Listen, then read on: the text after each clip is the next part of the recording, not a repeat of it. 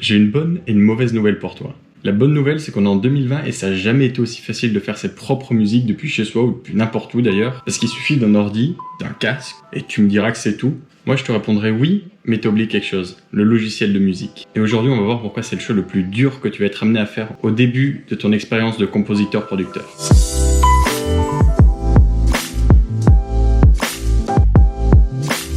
Alors salut, c'est Augustin de Offbeat School et aujourd'hui on va voir tout d'abord les 3 raisons pourquoi beaucoup disent que choisir son logiciel de MAO c'est un des choix les plus durs à faire au tout début. Ensuite on va voir les 7 logiciels les plus utilisés et quels sont leurs points forts et leurs points faibles. Et enfin on va voir les 3 facteurs que tu dois prendre en compte pour faire ton choix. Donc on va pas perdre de temps, on va rentrer dans le vif du sujet, on va voir les 3 raisons pour lesquelles c'est un choix qui est extrêmement difficile et honnêtement je suis passé par là.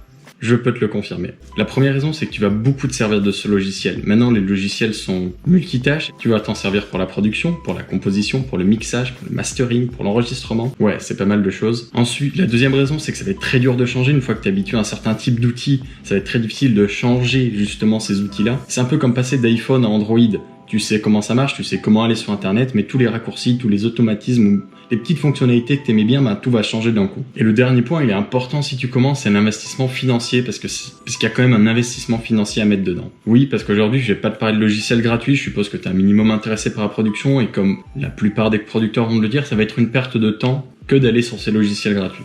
Tout d'abord parce que c'est très limité comparé aux logiciels professionnels et en plus, vu que tu débutes, c'est pas le meilleur moyen de s'amuser et quand tu commences, ça peut faire un frein, d'autant plus que la plupart des logiciels que je vais te montrer ont une période d'essai. Donc je vais rejoindre ce que tout le monde dit et te dire directement d'oublier les logiciels gratuits. Du coup, il y a 7 logiciels qui sont vraiment surutilisés dans la musique et je vais les présenter par catégorie, il y en a 4. Alors la première catégorie, c'est les valeurs sûres, donc ça va être Cubase, ça va être Reasons. Ils sont sur le marché depuis des années, tu peux absolument tout faire avec, ils sont très bons partout. Mais c'est pas ceux qu'on conseille aux débutants parce qu'ils sont plutôt compliqués, plutôt avancés et ceux-là du coup sont plutôt destinés aux professionnels de la musique, c'est pas pour rien que la plupart des ingénieurs utilisent ces deux-là. La deuxième catégorie, c'est les logiciels intuitifs, les logiciels un peu populaires, donc là on va trouver Logic Pro X et Fruity Loops. Donc ça va être des logiciels qui sont prédestinés à la composition électro, qui sont très intuitifs et ça c'est vraiment leur point fort. Et comme les autres, tu peux tout faire avec, par exemple c'est avec Fruity Loops que Martin Garrix a fait son Tracks Animal qui l'a rendu mondialement célèbre. Donc voilà, c'est pas parce qu'ils sont populaires qu'ils sont pas bien. Ensuite, il y a les logiciels live, donc ceux-là ils ont une préférence pour le live, pour les enregistrements. Donc par exemple, il y a Ableton et Pro Tools qui sont de très bons logiciels, tu peux tout faire avec. Mais encore une fois, ils ont cette préférence pour l'enregistrement et les fonctionnalités live. Ensuite, il y a la dernière catégorie qui est le rapport qualité-prix et donc là, il y a que Reaper 6 qui va être de très loin le champion dans la catégorie. À 60 €, tu as un logiciel de production musicale pro. Les autres logiciels vont de 100 € dans la version light jusqu'à 700, 800, 900 € je crois. Donc voilà, il fallait que je te parle de Reaper parce que c'est vraiment un logiciel pro qui comprend tout, tu peux vraiment tout faire avec, mais qui a un rapport qualité-prix qui est juste incroyable comparé aux autres.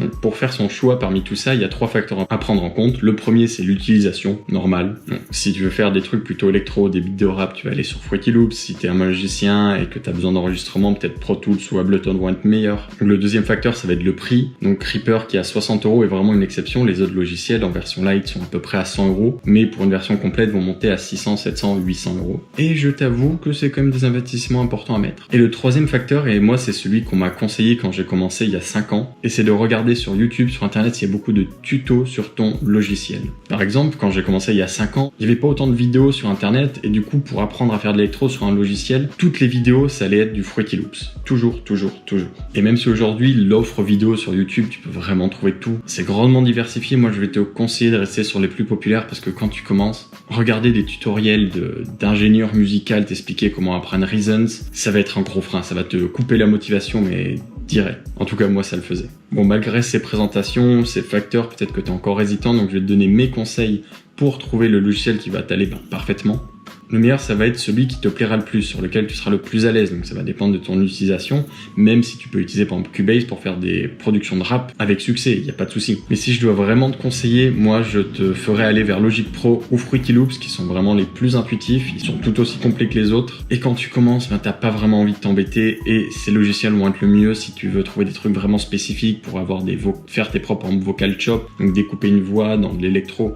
Tu vas trouver beaucoup plus facilement des tutos sur Fruity Loops, Logic Pro ou Ableton que tout le reste. Et donc oui, quelque chose d'important à noter, c'est que Logic Pro il est disponible que sur Mac. Moi c'est ce que j'utilise, j'en suis très content. J'ai commencé avec GarageBand, qui est la version gratuite, et passer à Logic Pro, ça a été une étape parfaitement du coup normale pour moi. Et même si j'ai pas essayé les autres, rapidement Ableton, mais ça compte pas vraiment. Même si j'ai pas vraiment essayé les autres, commencer avec le logiciel intuitif où tu comprends rapidement comment ça marche, c'est tellement quelque chose qui est important quand tu commences la musique, quand tu commences la production, que je suis obligé de te conseiller ça en fait. Je suis obligé de te conseiller Logic Pro du coup sur Mac ou Fruity Loops si t'es sur Windows. Voilà, tu sais tout, tu connais les 7 logiciels de MAO les plus utilisés en 2020. J'espère que ça t'aura aidé. Si c'est le cas, tu peux mettre un pouce. Je débute, c'est toujours sympa. Et si tu veux aller plus loin, je te conseille de t'abonner, de me suivre sur les réseaux parce qu'il y a beaucoup de contenu qui va arriver. C'est très très lourd. T'as 5 ans d'expérience d'un musicien autodidacte qui arrive sur une chaîne. Et je te promets, ça va être que du concret, pas de théorie qui servent à rien à part se la péter en soirée. Et le dernier truc que je vais te recommander, c'est t'inscrire pour avoir mon kit du compositeur débutant dès qu'il sort. Dans ce kit-là, tu auras une formation comment composer ta première musique en 1 heure qui va mettre toutes les bases de la composition moderne, tout ce que tu as besoin de savoir. Donc une méthode en 7 étapes pour faire sa première musique. Et si tu débutes, tu peux pas passer à côté.